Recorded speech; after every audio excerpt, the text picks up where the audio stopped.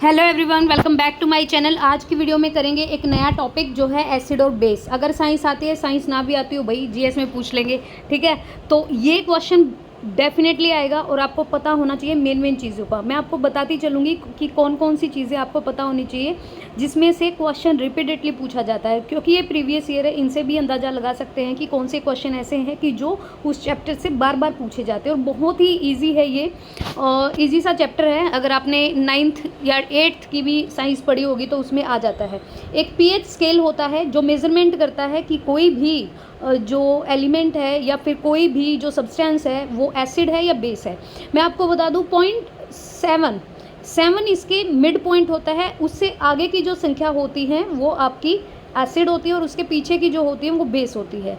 जो जितना एसिड मतलब जितना ज़्यादा अम्लीय होगा पदार्थ, अगर सब्सटेंस, तो वो बिल्कुल कॉर्नर पर मिलेगा, और जो सबसे बेसिक होगा वो सबसे बैक कॉर्नर पर मिलेगा। ध्यान रखिएगा। मैं आपको यहाँ पे ब्रश यूज़ कर रही हूँ, बट ये ब्रश शो नहीं होती अपलोड होने के बाद। मुझे नहीं पता क्यों नहीं होती, मैंने सारी सेटिंग करके देख लिया इस ऐप की, लेकिन ब्रश शो नहीं होती वीडियो में, तो थोड़ा समझाना मुश्किल हो जाता है। बाकी मैं बताती चलूँगी। मानव रुधिर का पीएच लगभग कितना है? हमारा जो खून होता है उसका पीएच कितना होता है? देखो 7 पॉइंट पे ना, 7 से अगर लेफ्ट साइड जाओगे तो एसिडिटी बढ़ती जाएगी सब्सटेंस की, मतलब एसिड उसमें ज़्यादा होता चला जाएगा। क्योंकि ये 7.4 है तो हम इसको क्या रखेंगे, मतलब हल्का क्षारीय होता है, बेसिक होता है, एसिड नहीं होता हमारा खून। वास्तव में जो रक्त का पीएच होता है वो 7.35 से 7.45 होता है। जो भी आपको ऑप्शन में मिले उसके अकॉर्डिंग लगा सकते हैं। तो 7.4 यहाँ पे ऑप्शन डी करेक्ट रहेगा।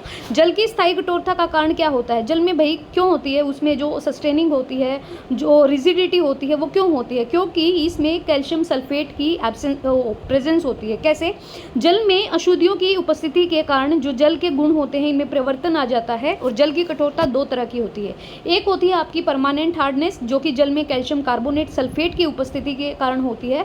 एक होती है आपकी टेम्परेरी हार्डनेस, जो कि कैल्शियम और बाइकार्बोनेट की उपस्थिति के कारण अस्थायी कठोरता होती है। जल उबालने से ये दूर हो जाती है। और कुछ वो भी होती हैं, क्लोरीन वगैरह की गोलियां डाली जाती है, फिल्ट्रेशन किया जाता है। तो अलग अलग तरीक़ों से हम जल की जो हार्डनेस है या फिर उसका जो यहाँ पे कठोरता है वो हम हटा सकते हैं।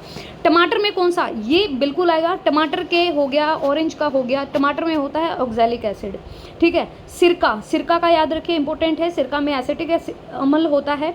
फॉर्मिक अम्ल हमारा चींटी के डंक में होते हैं। वो ब्राउन से कलर की चींटी होती है ना, वो जब लड़ जाती है क्योंकि वो फॉर्मिक एसिड हमारी बॉडी में छोड़ देती है।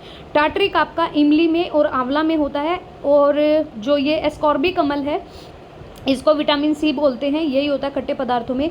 चाय में आपका मैलिक एसिड होता है। दही में आपका लैक्टिक होता है। दूध में भी लैक्टिक होता है। दूध एसिड में नहीं आता बेसिकली, लेकिन लैक्टिक होता है। लैक्टोज के कारण वो ही क्या होता है, मीठा होता है। दही में लैक्टिक एसिड होता है। मक्खन में आपका ब्यूटरिक होता है और नींबू में आपका सिट्रिक होता है। ध्यान रखिएगा, नींबू में आप ये मत कर देना एसिटिक अम्ल, ये सिरका के लिए है, नींबू के लिए सिट्रिक है, और टार्टरिक है हमारा इमली के लिए। स्विमिंग पूल के जल के विसंक्रमण के लिए किस रसायन का प्रयोग किया जाता है?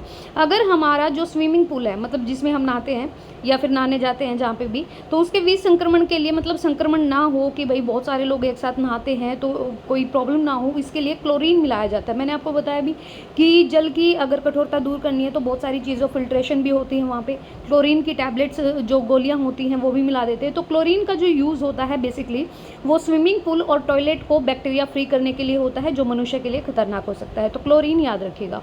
जो हमारे कोल्ड ड्रिंक्स होते हैं इनमें कौन सा एसिड होता है? जब हम कोल्ड ड्रिंक को खोलते हैं, उसका जो ढक्कन खोलते हैं तो एकदम से गैस ऊपर आती है और ऑक्सीजन है एनवायरनमेंट में तो रिएक्शन करेगा, क्योंकि इसमें कार्बनिक एसिड होता है। ऑप्शन नंबर सी यहाँ पे सही रहेगा। अम्ल वर्षा में क्या होता है? अम्लीय जो वर्षा होती है ये हमारे चीज़ों को खराब कर देती है। इसमें क्या होता है, एक तो होता है सल्फ्यूरिक एसिड और एक होता है नाइट्रिक एसिड। दोनों ही बहुत स्ट्रॉन्ग एसिड हैं। अम्ल वर्षा जो होती है इसका अगर पीएच की बात करें तो 5.6 से कम हो सकती है।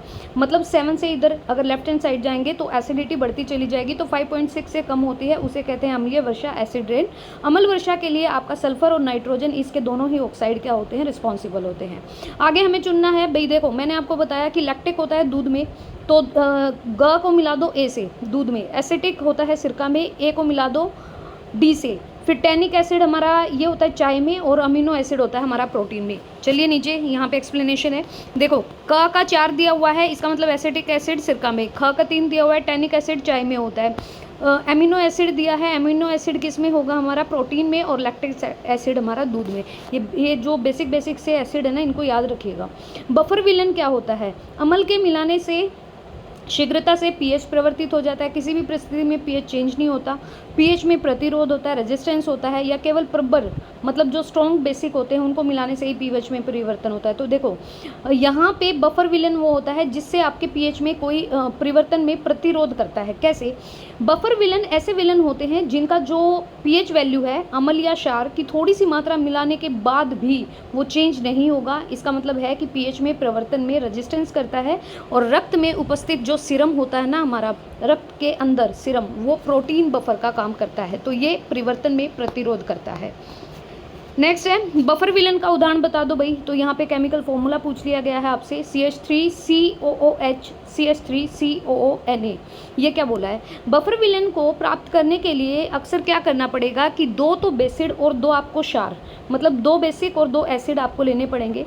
एसिटिक अम्ल हो गया CH3COOH, जिसे हम यहाँ पे एसिटिक अम्ल प्लस सोडियम एसीटेट का मिश्रण CH3COONA, बोरिक अम्ल और बोरेक्स का मिश्रण, अमोनिया क्लोराइड NH4Cl और अमोनियम हाइड्रोक्साइड, ये सारे जो मिश्रण है ना, ये सारे बफर विलन के हैं। दोबारा देखो यहाँ पे एसिटिक अम्ल CH3COOH, सोडियम एसीटेट का मिश्रण CH3COONA, बोरिक अम्ल और बोरेक्स का मिश्रण, अमोनियम क्लोराइड हो गया NH4Cl और अमीनो हाइड्रोक्साइड हो गया। ये सारे मिश्रण हमारे बफर के हैं, क्योंकि ये प्रतिरोध करते हैं, अपरिवर्तित होते हैं। तो बफर विलन क्या हो गया, CH3 भी है, COOH भी है, CH3 भी है और COONA है, Na भी है।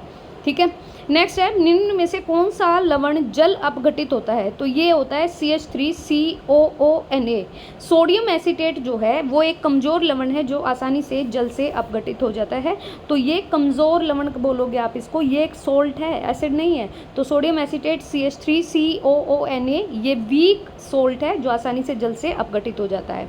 वायु में उद्भाषित होने पर ताजे भूतल का पीएच कम हो जाता है, क्यों, क्योंकि वायु की कार्बन डाइऑक्साइड जल में घुलती है, वायु की ऑक्सीजन जल में घुलती है, भूतल की घुली हुई ऑक्सीजन वायु में पलायन मतलब बाहर निकल जाती है, या भूतल जल में घुली हुई कार्बन डाइऑक्साइड वायु में पलायन करती है। तो वायु की जो कार्बन डाइऑक्साइड होती है CO2 जो होती है वो जल में घुल जाती है।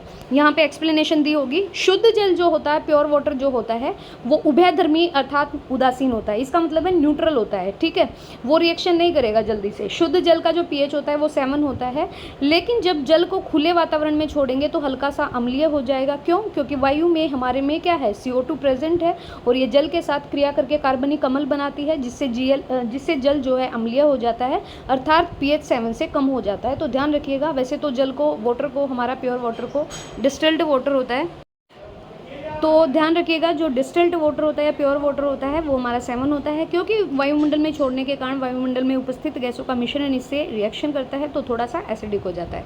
साबुनीकरण के पश्चात विलन से साबुन को अलग करने में साधारण नमक किस प्रकार प्रयोग करेगा, क्योंकि आपको पता है जैसे हम साबुन हाथों को लगाते हैं तो चिकना चिकना हो जाता है, धोना पड़ता है, क्योंकि ये बेस है, साबुन हमारा बेस है। अब यहाँ पर क्या करना पड़ेगा, साधारण नमक जो हमारा नॉर्मल सॉल्ट होता है वो कैसे यहाँ पे हेल्प करेगा, वो साबुन की जो घुलनशीलता है वो कम कर देगा।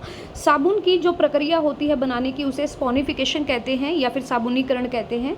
इसमें क्या होता है कि साबुन को एक विलन से अलग करने के लिए नमक डाला जाता है, क्योंकि नमक साबुन की घुलनशीलता, अगर आप साबुन पे नमक डाल के देख लो वो मेल्ट होना शुरू कर देगा, क्योंकि बेसिक है, और ये जो सॉल्ट है हमारा ये जल में आसानी से क्या हो जाता है, घुलनशील हो जाता है, तो इसकी घुलनशीलता कम करके साबुन को अलग कर दिया जाता है। तो याद रखिएगा साबुन की घुलनशीलता कम करने के लिए हम क्या करते हैं, जो हमारा सॉल्ट होता है उसका यूज़ करते हैं।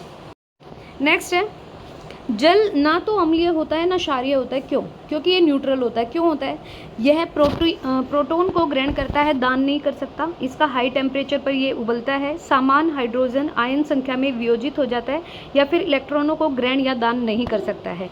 तो अगर हम यहाँ पे वाटर की बात करें तो ये क्या होता है, इसमें ना जो मॉलिक्यूल्स होते हैं हाइड्रोजन आयन संख्या में, ये समान हाइड्रोजन आयन संख्या में वियोजित हो जाता है।